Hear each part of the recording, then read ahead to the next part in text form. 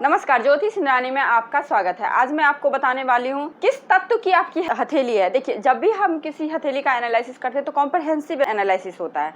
तो इसके अंतर्गत आपको ये भी देखना होगा आपकी जो हथेली, आपकी जो पाम है वो किस टाइप की है, किस तत्व की है। यानी कि आज मैं एलिमेंट बताऊंगी। देखिए, हथेली को जब भी हम लोग एनालिसिस करते हैं तो उनको 4 तरह से हम लोग मेजर करते हैं। 4 तत्व के अनुसार देखते हैं। पृथ्वी, वायु, अग्नि और जल तत्व के आधार पर हम लोग हथेली का विश्लेषण करते हैं।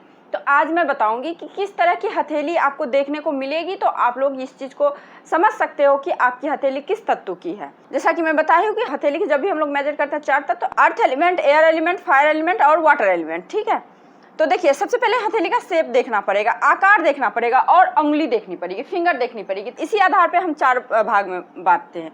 आपकी हथेली की जो ये शेप है, आकार है, इस पे और फिंगर की लेंथ के अनुसार हम लोग हथेली को 4 तत्वों में, 4 भागों में बांटते हैं, जो कि अर्थ, एयर, फायर और वाटर। ठीक है, तो देखिए, सबसे पहले आपकी जैसे हथेली हमें देखने को मिलती है, तो हथेली जैसे ही देखते हैं तो सबसे पहले उसके एलिमेंट को हम लोग जानते हैं कि किस एलिमेंट के हाथ है। आपके शेप ऑफ द पाम को तो देखना है, अदर थिंग आपको फिंगर देखना है, ये तो देखना ही देखना है। ये पायरोमीटर होता है जो कि आपके हथेली को जज कर सकते हैं। हथेली को हम लोग कैसे जज करेंगे, इस चीज को देखिए, किस तरह से इसको हम लोग मेजर करते हैं, किस तरह से हमें पता चलेगी हथेली की पाम लंबी है, फिंगर लंबी है। तो देखिए, सबसे पहले आपकी जो ये अंदरूनी मंगल है, ये हो गई आपकी जीवन रेखा। ठीक है, ये जो भाग है आपका, ये हो गया आपका अंदरूनी मंगल का, और ये भाग हो गया जहां से मस्तिष्क रेखा, और ये देखिए, ठीक है, ये भाग हो गया आपका मंगल का क्षेत्र। ठीक, ये अंदरूनी मंगल, ये बाहरी मंगल। तो आपको स्केल लेना है या फिर किसी भी चीज से आपको मेजर करना है। सपोज मैं इससे कर रही हूँ, ठीक है, तो आप इस तरह से करोगे। देखिए, इस तरह से हो गया आपका, ये हो गई आप चौड़ाई हाथ की। ठीक है, और आपको क्या देखना है, ये देखिए, ये हो गई आपकी लंबाई। सपोज ये हथेली है, अंदरूनी मंगल से बाहरी मंगल को आपको मेजर करना है, चौड़ाई। और आपका जहां से ये मणिबंध, कलाई के पास से जहां से मणिबंध खत्म होती है, नीचे शुरू होती है, जहाँ से पाम शुरू होती है वहां से कनिष्ठा फिंगर तक, ये लंबाई हो गई। इस तरह से हमें मेजर करनी होती है। तो ये लंबाई चौड़ाई हो गई। यदि आपकी पाम की लंबाई, और देखिए 2 तरह का पाम होता है, एक आयताकार होता है, एक वर्गाकार होता है, जो कि स्क्वायर वर्गाकार और रेक्टेंगल जो होते हैं वो हो गए आयताकार हाथ। तो आपको क्या देखना है, वर्गाकार हाथ हम लोग किसको बोलते हैं। तो यदि आपकी लंबाई और चौड़ाई, मतलब ये चौड़ाई हो गई, ये चौड़ाई हो गई, ये लंबाई हो गई, यदि दोनों आपकी बराबर हो, ठीक है, यदि आपकी चौड़ाई और लंबाई पाम की बराबर हो तो आपकी हाथ वर्गाकार है।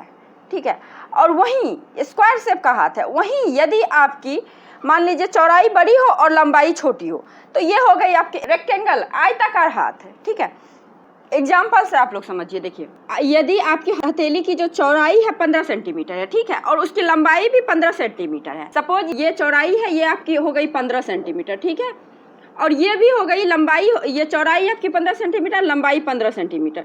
तो ये हो गए आपके स्क्वायर हैंड।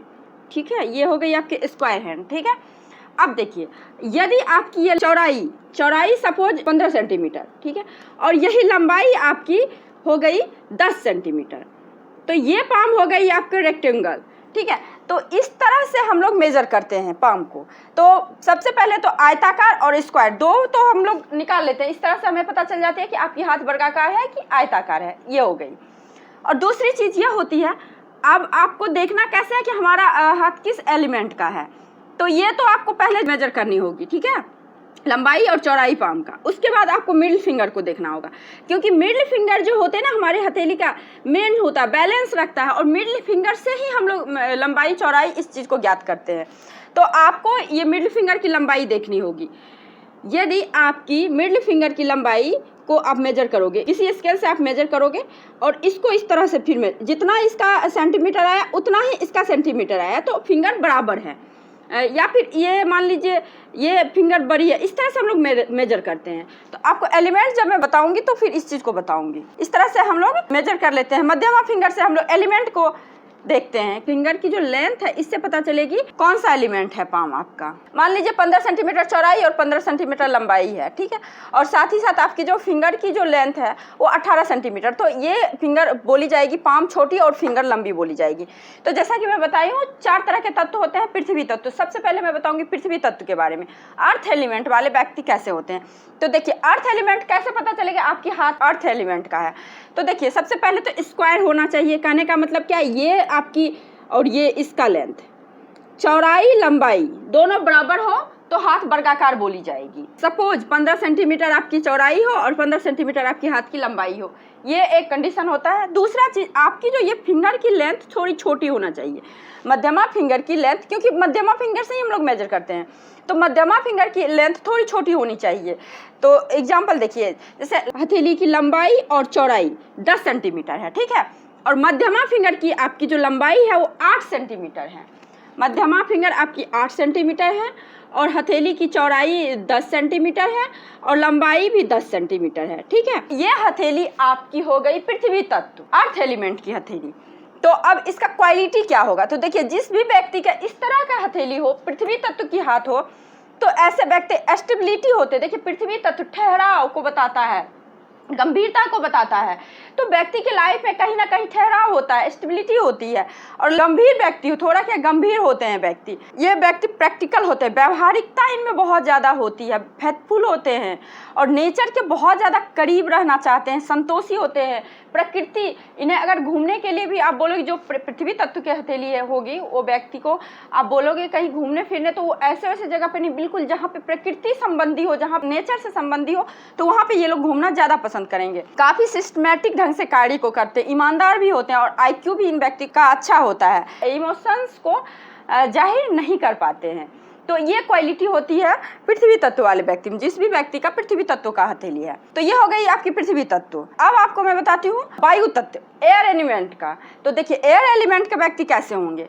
तो पहली बात तो इसका भी वही कंडीशन है, आपकी जो पाम है बिल्कुल वर्गाकार होनी चाहिए, यानी कि चौड़ाई और लंबाई दोनों बराबर होना चाहिए। सपोज 10 सेंटीमीटर 10 सेंटीमीटर, ठीक है, और फिंगर जो है ना 12 सेंटीमीटर या 13 सेंटीमीटर हो, यानी कि थोड़ी सी बड़ी होनी चाहिए, फिंगर लंबी होगी। ये हो गई 12 सेंटीमीटर और ये हो गई 10 सेंटीमीटर इसकी चौड़ाई, और ये लंबाई हो गई 10 सेंटीमीटर, ठीक है। ये वर्गाकार हथेली हो गई, ये आपकी हथेली वर्गाकार हो गई। तो ये हो गए आपके वायु तत्व के हाथ।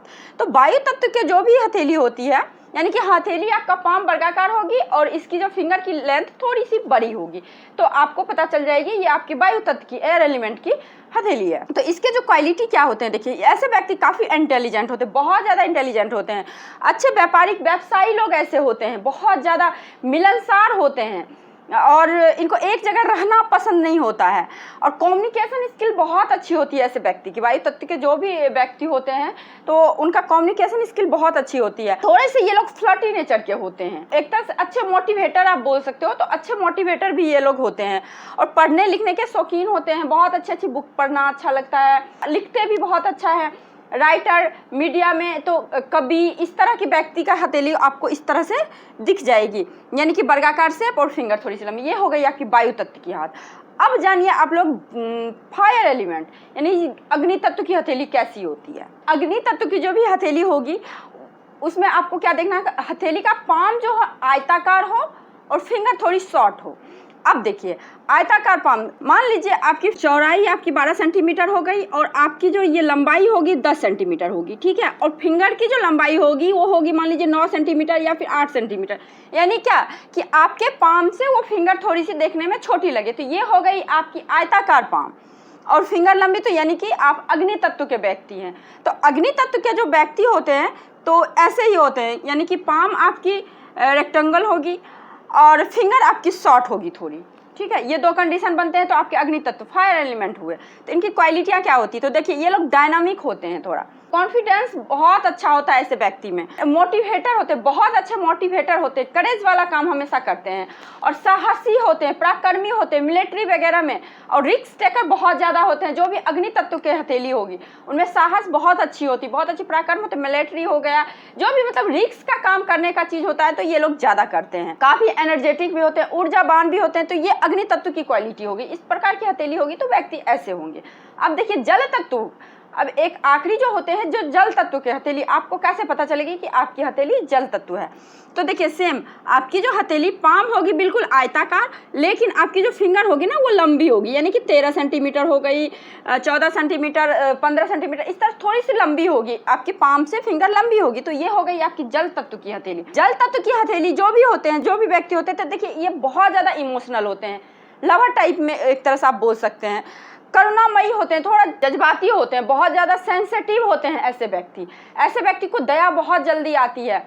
जल तत्व यानी कि बहुत ज़्यादा दयावान, एक तरह से आप बोल सकते हैं, सेंसिटिव बोल सकते हैं, इमोशनल बोलते सकते हैं। तो जल तत्व के व्यक्ति इस प्रकार के होते हैं। तो आई होप आपको ये वीडियो अच्छी लगी होगी और समझ में आई होगी कि एलिमेंट क्या होते हैं हथेली में, कैसे हम लोग जज करते हैं कि हमारे हथेली कौन से एलिमेंट को। जब आप किसी भी एस्ट्रोलॉजर, किसी भी पामिस्ट को दिखाने जाओगे हाथ, तो सबसे पहले आपकी हथेली को देखते ही वो इस चीज़ को डिसाइड कर लेगा कि आपका व्यक्तित्व कैसा है, आप किस तत्व के आपके हथेली है। तो उस तत्व की प्रधानता आपकी बॉडी में ज़्यादा होती है, यानी कि आप ज़्यादा उस चीज़ से रूल किए जाते हो। आई थिंक आपको ये वीडियो अच्छी लगी होगी, समझ में भी आई होगी। यदि आपको ये वीडियो अच्छी लगी है तो लाइक कीजिए, शेयर कीजिए। यदि आप मेरे चैनल पर नए हैं तो सब्सक्राइब कीजिए। आज के लिए बस इतना ही, नमस्कार।